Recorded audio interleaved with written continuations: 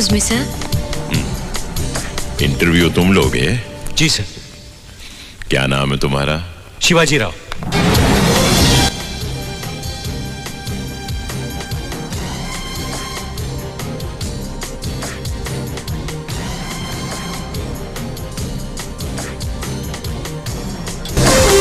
नमस्कार।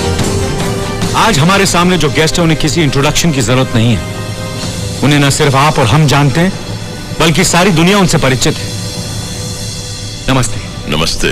सर, हर बार चुनाव में आने वाले मुख्यमंत्री हमारी समस्याओं को हल करेंगे यह सोचकर जनता अपना वोट डालती है, लेकिन हर बार उसे निराशा होती है, उसके साथ धोखा होता है। आपके राज में भी ऐसे ही हो रहा है, क्यों सर? लगता है तुम अपने स्टूडियो से बाहर ही नहीं निकलते हो। आज महाराष्ट्र के हर घर में कलर टीवी और हर गांव में डिश एंटेना है।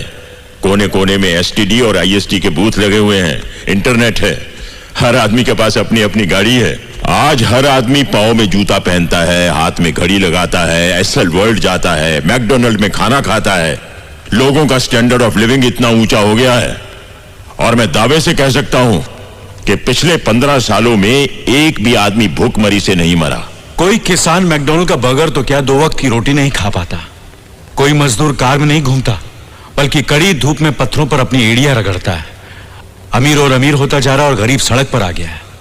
दुनिया का सबसे बड़ा स्लम हमारे शहर में है सर। लोग आज भी ट्रेनों और बसों में जानवरों की तरह धक्के खाते हैं।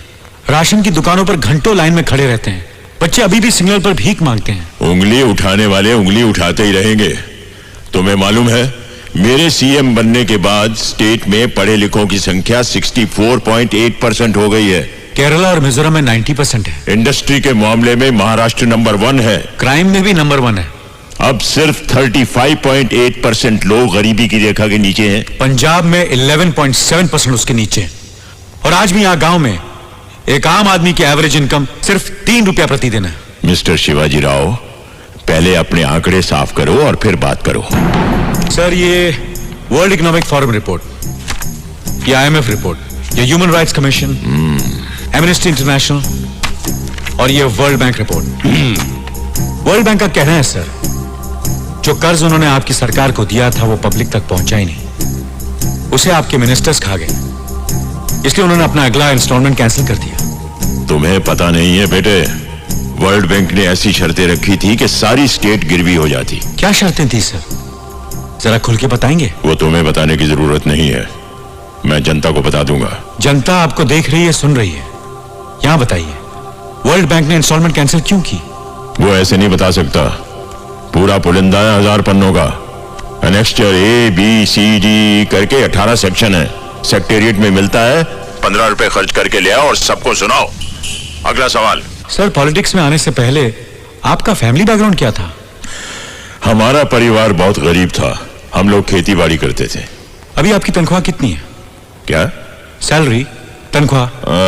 सब काट कर कोई 18,000 रुपए होगी। यानी एक साल में 2,16,000, यानी आज तक की आपकी कमाई 20-25 लाख रुपए से ज्यादा नहीं हो सकती। फिर भी आपके पास 500 करोड़ रुपए की प्रॉपर्टी है, वो कहां से आई सर? अरे बाप रे, ये तो धोती खोल रहा है। सब बकवास है। तुम्हें जानना है मेरी प्रॉपर्टी के बारे में तो जाओ कोर्ट में केस करो। वहां आकर बताऊंगा कि मेरे पास क्या है। केस? वैसे ही कोर्ट में 14 लाख केसेस हैं जो 15 साल से चल रहे हैं।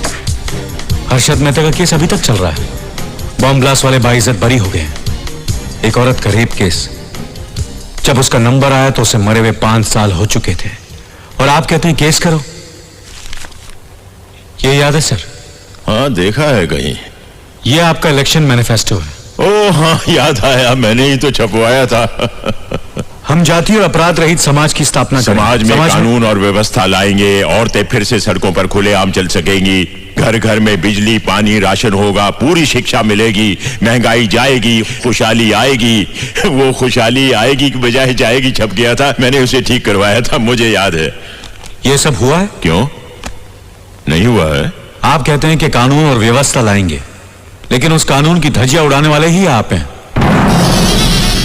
जातिवाद को बढ़ावा देने वाले भी आप हैं। ऐसी बातें करके तुम मुझे भड़काना चाहते हो क्या? मैं आपको भड़काना नहीं चाहता, मैं सिर्फ चाहता हूं कि लोगों को पता चले कि सच्चाई क्या है। ये देखिए, पूरे राज्य में चक्का जाम करवा दीजिए। तुम मेरे पर गाड़ी चलाओगे तो क्या हमारे साथ वाले हाथ में चले जाएंगे? मेरी चिता के साथ सारा महाराष्ट्र चलेगा। एक बस ड्राइवर ने बस रोककर पूरे शहर में चक्का जाम करवा दिया। उससे पूछा तो कहता है कि रूलिंग पार्टी का आदमी। दूसरा ड्राइवर जात के नाम से डराने लगा। कमिश्नर और पुलिस भी कुछ कर नहीं पाए क्योंकि आपने उन्हें कुछ करने नहीं दिया। अपना वोट बैंक बचाने के लिए आपने सारा महाराष्ट्र जलने दिया। 250 करोड़ रुपए की प्रॉपर्टी जलकर राख हो गई क्योंकि आप चुप रहे। सैकड़ों गाड़ियां जली, लोग घायल हुए, मरे आपकी वजह से। आपने किसी को कोई कार्रवाई नहीं करने दी क्योंकि आपसे आपकी कुर्सी नहीं छूट रही थी, है ना? क्या पकड़ा है? इस इंटरव्यू को सनसनीखेज बनाकर नाम कमाने के लिए बेबुनियादी बातें कर रहे हो तुम। नो सर, सबूत है मेरे पास। उनमें से एक ड्राइवर मेरी पार्टी का है और दूसरा उन जात वालों का है जिन्होंने मुझे इलेक्शन में जिताया, जो इलेक्शन में हमारा काम करते हैं। अगर इनमें से किसी को भी हाथ लगाया तो हमारा सपोर्ट चला जाएगा। No arrest, no tear gas. वो चिल्लाते हैं तो चिल्लाने दो। पहले चिल्लाएंगे, बाद में थक जाएंगे, फिर भूल जाएंगे। कुछ बसें जलती हैं तो जलने दो, दुकानें लुटती हैं तो लुटने दो। मैं 2-4 को पकड़कर एक। अब बोलिए सर, जनता से ज्यादा आपको अपनी कुर्सी प्यारी है ना?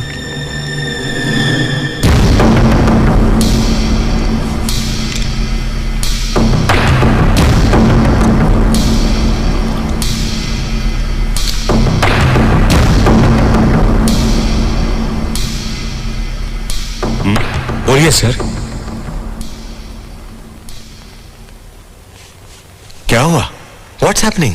नंगा करके नहला रहा है। अरे बोलना बुढ़े, बोलती क्यों बंद हो गई? अरे ले डाल हीरो, ले डाल। कैमरा बंद कर। क्या? काट डालूंगा। कसाई मंत्री, इसको बोलो बंद करे। मानो।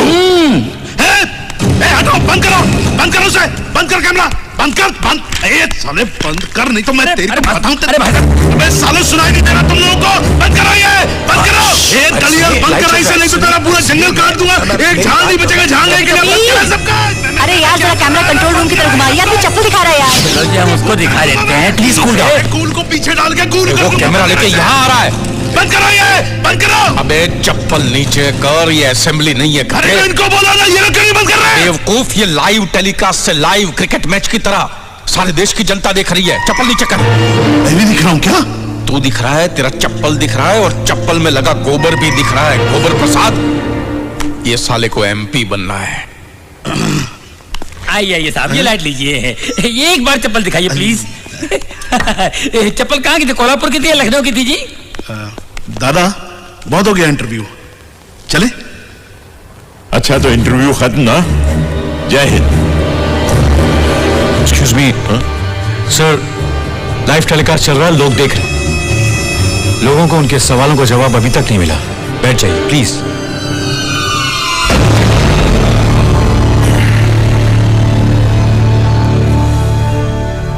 अच्छी डबिंग की है। मेरे जैसी आवाज वाले किसी से कुछ भी बुलवा कर जनता को मेरे खिलाफ भड़काने की साजिश है ये। इन सवालों के जवाब देना मैं जरूरी नहीं समझता। इसे खुद मैंने अपने कैमरे से शूट किया है सर। ऑपोजिशन वालों ने इसके लिए तुम्हें कितना पैसा खिलाया है? अगर आप ऑपोजिशन में होते तो कितना पैसा खिलाते? माइक पकड़कर सैटेलाइट टेलीविजन की आड़ में तुम मुझसे कुछ भी पूछोगे और मैं उसका जवाब दूंगा। क्यों? जवाब देना आपकी ड्यूटी है सर, इसलिए 8 करोड़ लोगों ने आपको चुना है। मुख्यमंत्री क्या होता है जानते हो? आज तक एक बार भी सीएम के ऑफिस में आए हो? वहां की चौखट पार की है तुमने? आकर देखो कि दिन में कितने लोग मिलने के लिए आते हैं, रोते हैं, सवाल पूछते हैं, धन्यवाद करते हैं, पैर छूते हैं, मालाएं पहनाते हैं, गालियां देते हैं। जानते हो कितना कुछ झेलता हूं मैं? जो सीएम की कुर्सी पर बैठता है ना, वही जानता है। जब कभी कोई दंगा फसाद या कुछ ऐसा होता है तो जज्बाती होकर जल्दबाजी में मैं एक तरफा फैसला नहीं करता। मैं पहले फसाद की जड़ तक पहुंचता हूं, फिर से सुलझाता हूं। तुम्हारी तरह हवा में सवाल नहीं पूछता, और यही मैंने उस दिन किया। उस दिन आपने कुछ भी नहीं किया सर। जो समस्या आसानी से हल हो सकती थी उसे आपने अपने फायदे के लिए और बड़ा बनने दिया, और अब यहां बैठकर खुद को जस्टिफाई कर रहे हैं। आग में हाथ डालोगे जल जाओगे। तुम समझ नहीं रहे हो। डाल के देखो, फिर पता चलेगा। एक दिन, सिर्फ एक दिन के लिए सीएम बन के देखो, आटे दाल का भाव पता चल जाएगा। सर, ये मेरे सवाल का जवाब नहीं है। आप जो बोल रहे हो बहस के लिए, सुनने के लिए अच्छा है, लेकिन प्रैक्टिकल नहीं है। बिल्कुल प्रैक्टिकल है। संविधान में इसके लिए भी प्रोविजन है। एक छोटा सा ऑर्डिनेंस पास करना पड़ेगा बस। एक दिन, 24 घंटे कुछ भी नहीं है। सर, हम मजाक कर रहे हैं। अरे मजाक तो तुम समझ रहे हो। बस एक दिन मेरी कुर्सी पर बैठकर देखो कि कितने अंगारों पर बैठता हूं मैं, कितने कांटों का ताज है मेरे सर के ऊपर। तब पता चलेगा कि कितने लोग एजुकेट हुए और कितने लोगों की गरीबी कम हुई। तब तुम यहां बैठना और मैं तुमसे सवाल पूछूंगा इसी प्रोग्राम में। बोलो, क्या बोलते हो?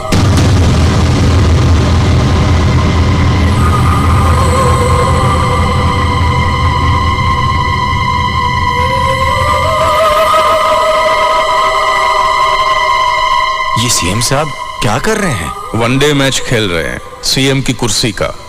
जब से बिहार होकर आए हैं अनशंट बोलते रहते हैं। नहीं सर, वो आपका काम है, मेरा नहीं। बस हवा निकल गई। तुम रिपोर्टर लोग बस कुत्ते की तरह भौंकते हो, गाड़ी के पीछे पीछे भागते हो। जैसे ही गाड़ी रोककर दरवाजा खुला नहीं कि दुम दबाकर उल्टे पांव भाग जाते हो। बोलो, बनोगे सीएम एक दिन के लिए? लाइव टेलीकास्ट हो रहा है बच्चे, सब लोग देख रहे हैं, जवाब दो।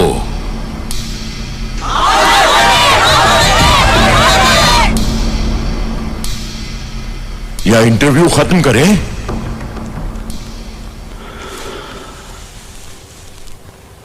ठीक है सर, अगर ऐसा हो सकता है तो मैं तैयार हूं। एक दिन के लिए मैं आपकी कुर्सी पर बैठकर देखूंगा।